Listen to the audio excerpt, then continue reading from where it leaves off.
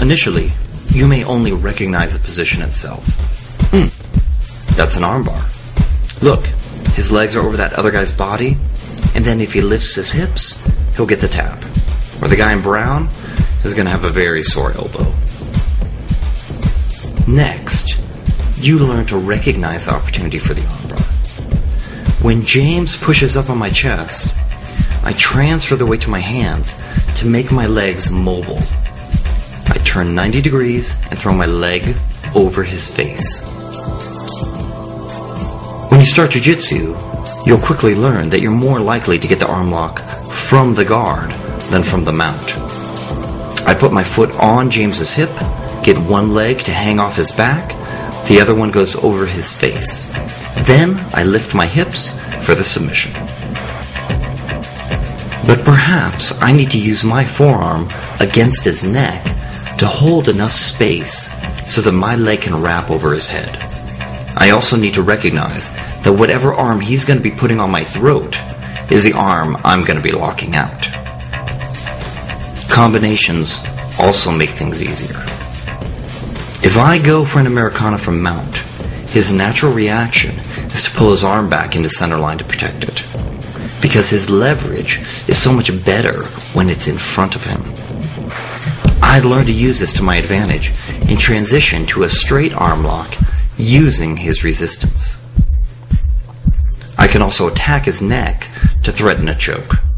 His hands come up to block the choke, and then I slide my knee into position behind his arm, flip my other leg to keep the position tight and allow no space for him to escape with.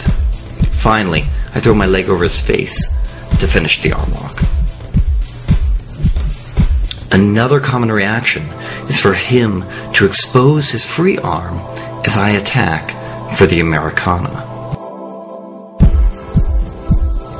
I need to be thinking ahead and make sure he can't use a free arm to defend my attack. Therefore, I'll make him catch his balance with that free arm, which leaves the original target unprotected.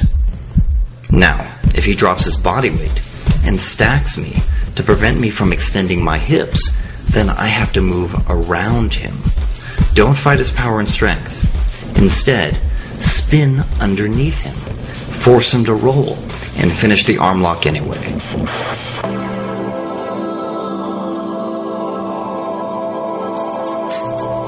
I can prompt an arm exposure from knee on belly, then swivel into position for the arm lock. Now I can do this fast or slow. Going slowly requires a step-by-step approach of trapping the arm, getting James to turn sideways, stepping up with my leg, securing his pants so he can't roll out, then swiveling as I sit and straighten his arm with my body. Because only one leg is across his body for this arm lock, it's easy for James to roll out of it. Through experience, you'll realize that this is not a big deal because it feeds right into a triangle choke. I put my foot on his hip as he comes up, which gives me the nice angle to finish with a triangle or an arm lock. This same transitional tactic can be applied when you're on top and working for the arm lock. Just slip your leg through his arms and let him roll into your triangle or arm lock. Or change to a compression technique if he wants to keep the arm bent. This is very painful. Or you can change the target and focus on his wrist. That's a classic way to open things up. Your other leg can also be used to break his armbar defense. You're not worried. You've seen all of this before. As your belt darkens, you realize the arm doesn't always have to be in front of you. In fact, you can trap it behind your tricep. And because you've done so many arm bars now, you know how to capitalize on any mistake your opponent makes very quickly. You can snap into position. Try something fun. Helicopter arm locks are also now possible. Use your legs to lift and rotate your partner, and it's natural for them to extend their arms for balance. Also, look for opportunities to take the arm lock as soon as you pass their guard. One technique overlaps into the next. That's the high-level stuff. You see arm locks everywhere. Right off the guard pass, when you have their back and they defend the choke. Jumping over their guard and sliding into the arm lock. Defensively, as they try to pass your guard by throwing your leg to the side, or even jumping into a flying armbar. The black belt can get it from anywhere. They make it happen.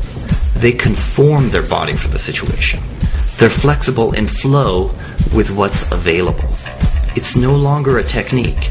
It's the punctuation mark in a strategy of eliminating movement options from your opponent.